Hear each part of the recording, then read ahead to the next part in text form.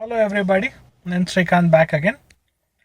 ఈ వీడియోలో నేను ఏం చెప్దాం అనుకుంటున్నా అంటే, ఇప్పుడు మీరు ఏ ప్రాసెస్ అనే కానీ ఫస్ట్ టైం కెనడాకి వస్తారు కదా, ఏంది స్టెప్స్ ఎట్లా ఉంటుంది, కనెక్టింగ్ ఫ్లైట్స్ ఏది ఎక్కడికి వెళ్ళి వస్తారో తెలియదు. కానీ వన్స్ కెనడాలో ల్యాండ్ అయినారంటే ఇట్ డజంట్ మ్యాటర్. ఇప్పుడు మీరు టొరంటోలో ల్యాండ్ కావచ్చు, లేకపోతే క్యూబెక్లో, లేకపోతే వ్యాంకూవర్, ఎక్కడ దిగినా కూడా అది మీది ల్యాండ్ ఆఫ్ ఎంట్రీ అవుతుంది. అది ఇప్పుడు మన ఇండియాలో ఎట్లా అంటే ఢిల్లీ, బాంబే ఇవి మెయిన్ ఇమిగ్రేషన్ ఎయిర్పోర్ట్స్ అవి.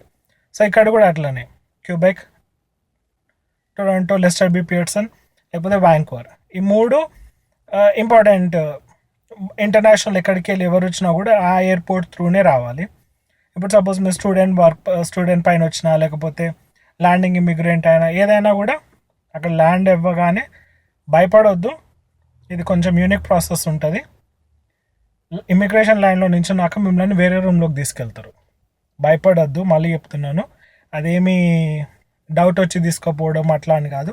ఫస్ట్ టైం మీరు ఇక్కడ ల్యాండ్ అవుతున్నారు కాబట్టి అది ఎట్లా ఉంటుంది అంటే, ఇప్పుడు స్టూడెంట్ పైన వచ్చినారు అనుకోండి, మీకు పాస్పోర్ట్ పైన ఒక స్టాంప్ వస్తుంది అంతే. యాక్చువల్ స్టూడెంట్ పర్మిట్ మీకు ఇక్కడ వచ్చినాక ఇమిగ్రేషన్ నుంచే వాడు అక్కడ నీకు ఇస్తాడు అనమాట. ఇది స్టూడెంట్ వర్క్ పర్మిట్ అని ఒక చిన్న పేపర్ లాగా ఉంటుంది. అది మీ వ్యాలిడ్ స్టేటస్ కెనడాలో. సేమ్ యాజ్ వర్క్ పర్మిట్ పైన వచ్చినా కూడా, లేకపోతే పిఆర్, ల్యాండింగ్ ఇమిగ్రెంట్ అంటారు, పిఆర్ పైన వచ్చినా కూడా ఇమిగ్రేషన్ చెక్ అయిపోగానే లోపలికి తీసుకెళ్తారు, కూర్చోబెడతారు, మీ పాస్పోర్ట్ డీటెయిల్స్ అన్నీ అడుగుతారు. కొంచెం సేపు అయినాక ఒక హాఫ్ అన్ అవర్ అట్లా టైం పడుతుంది. అది నాకు ఫస్ట్ టైం వచ్చినప్పుడు నాకు చాలా టెన్షన్ అయింది. ఎందుకంటే నన్ను కూర్చోబెట్టినారు, నన్ను ఎందుకు క్వశ్చన్స్ అడుగుతున్నారు అని నాకు అర్థం కాలేదు.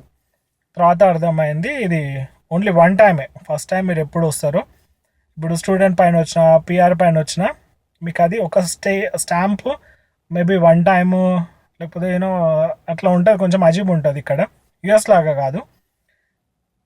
ఇమిగ్రేషన్ చెక్ అయిపోయినాక లోపలికి తీసుకెళ్ళి కూర్చోబెట్టి మీకు అక్కడ సిన్ నెంబర్ ఇవ్వడం కానీ, లేకపోతే అది పేపర్ ఇవ్వడం కానీ, ఇది వ్యాలిడ్ స్టేటస్ అది జరుగుతుంది.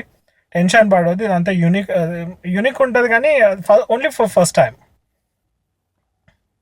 మళ్ళీ నెక్స్ట్ వీడియోలో నేను ఏం చెప్తా అంటే, ఇల్లు ఎట్లా చూసుకోవాలి, ఇక్కడికి రాగానే లైసెన్స్ ఎట్లా చేంజ్ చేసుకోవచ్చు, లేకపోతే హెల్త్ కార్డ్ ఎట్లా, అవన్నీ నేను నెక్స్ట్ వీడియోలో చెప్తాను. ఓకేనా? మళ్ళీ బాయ్.